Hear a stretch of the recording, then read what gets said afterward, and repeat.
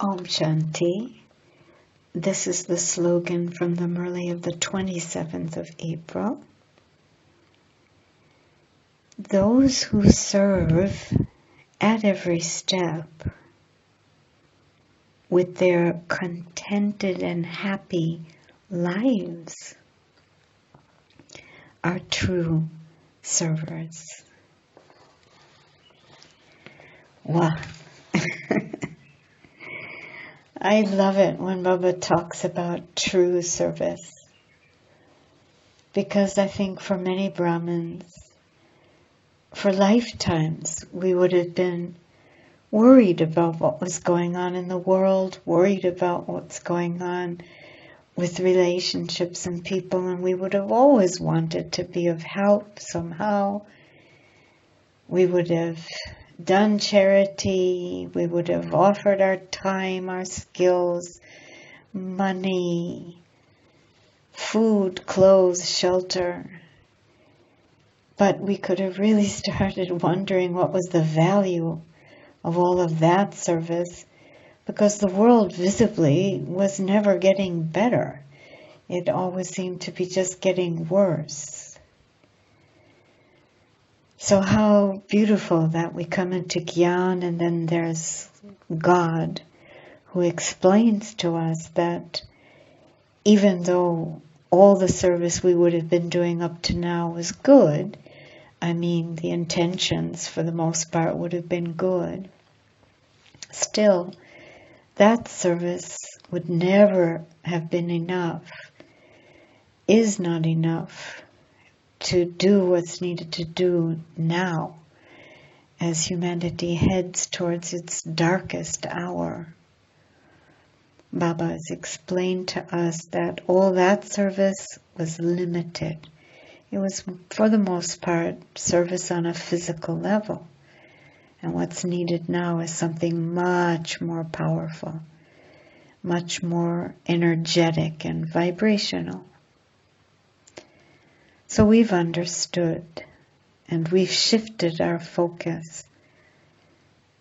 More and more we've begun to understand that the bulk of a Brahman's service is really to maintain a good stage, isn't it?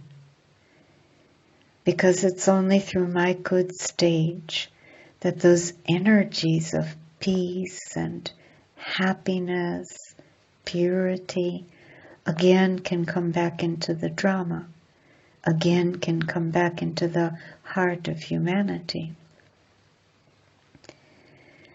So we're more and more focused on maintaining a good stage. And we're clear that as often as not, it's our own karmic accounts that keep pulling us out of that stage. We've understood that the difficulties, the challenges in our life are really our own accounts.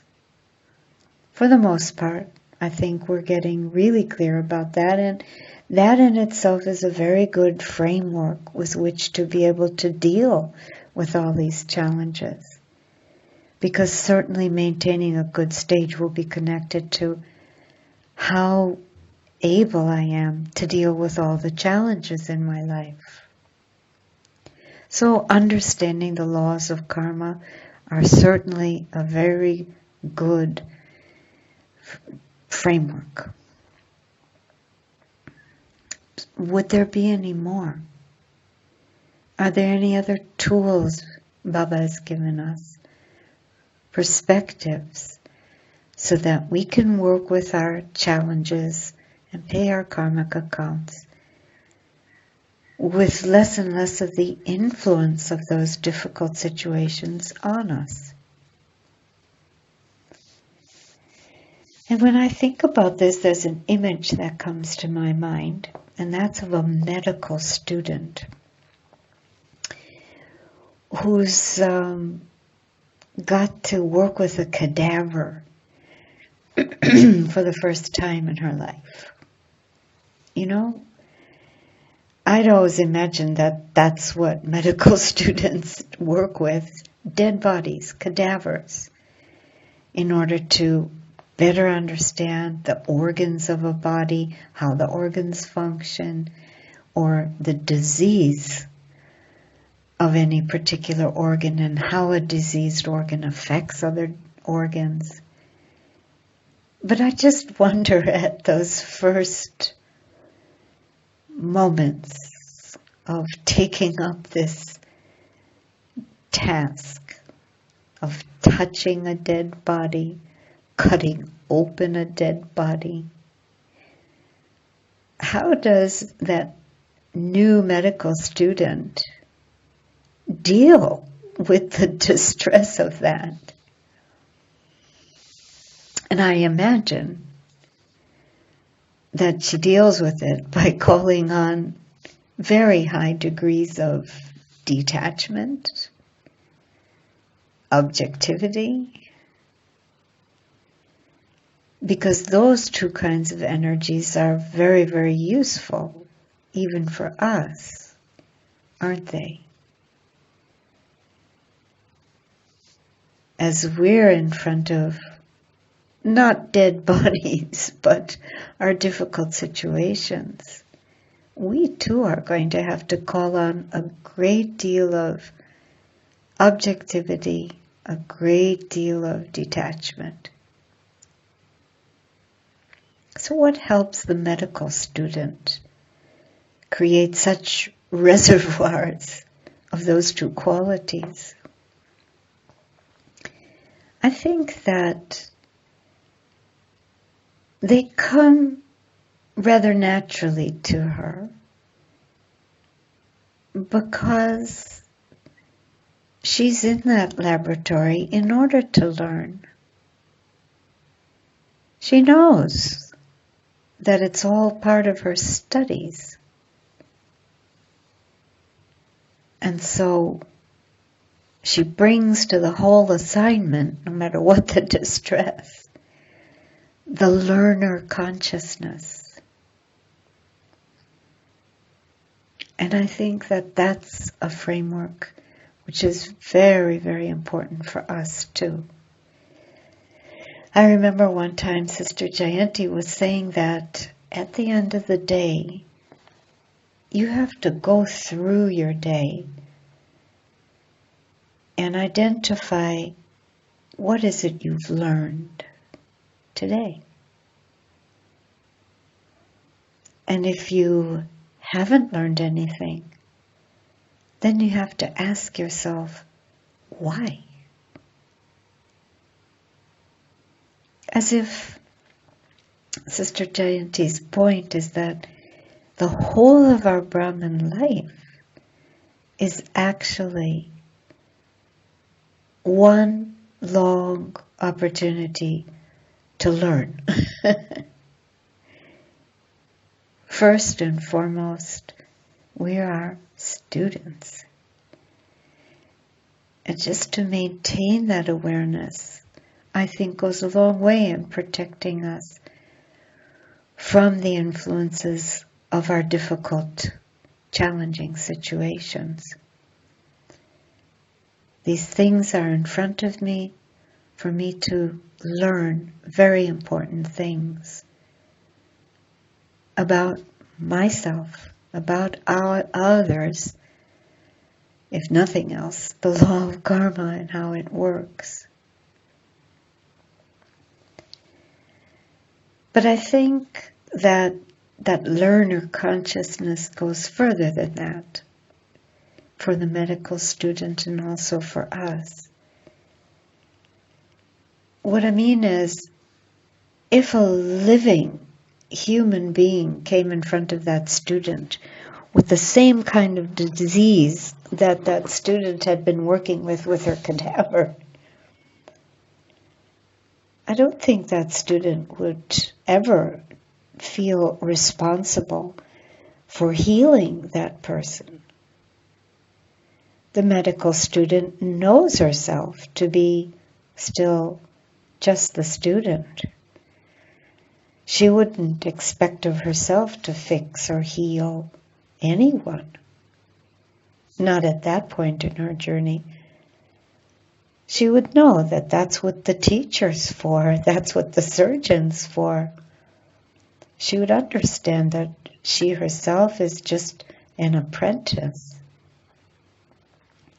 So in the same way, this student consciousness, this learner consciousness is so useful for us because it reminds me that my responsibility is really just to keep my eye on the teacher, keep my eye on the surgeon. Watch him, observe him, learn from him.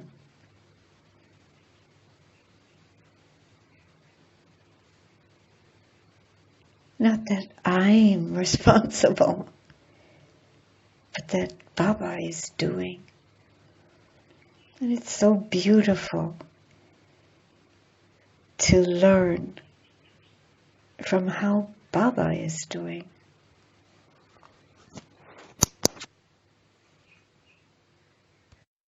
Actually, this is what is meant by following Baba.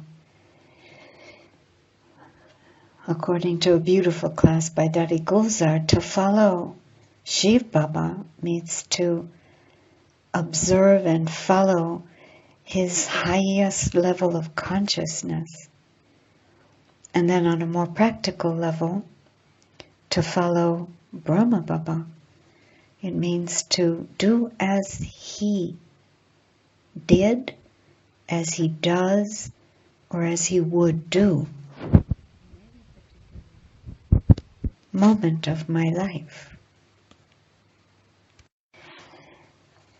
I think there's yet one more tool, or one more framework that the medical student is working from, which is why she's able to put on those gloves and start at that cadaver, no matter what the waves of distress she might have to face in the beginning.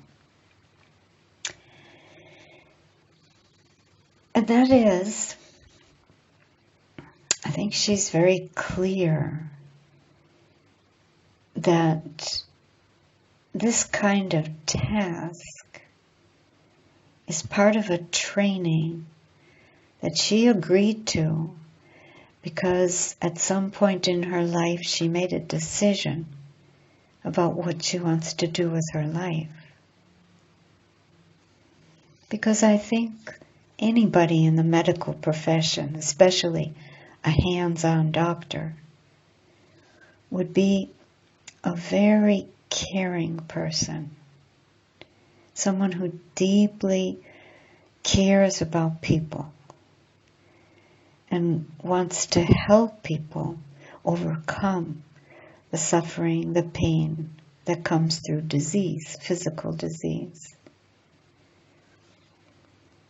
So I think a kind of background support that the medical student brings even to the task of touching a dead body is this clarity about the purpose of her life. She's made a connection between that desire in the heart to help people and this business with the cadaver, part of the training that's going to enable her one day to heal people, help people.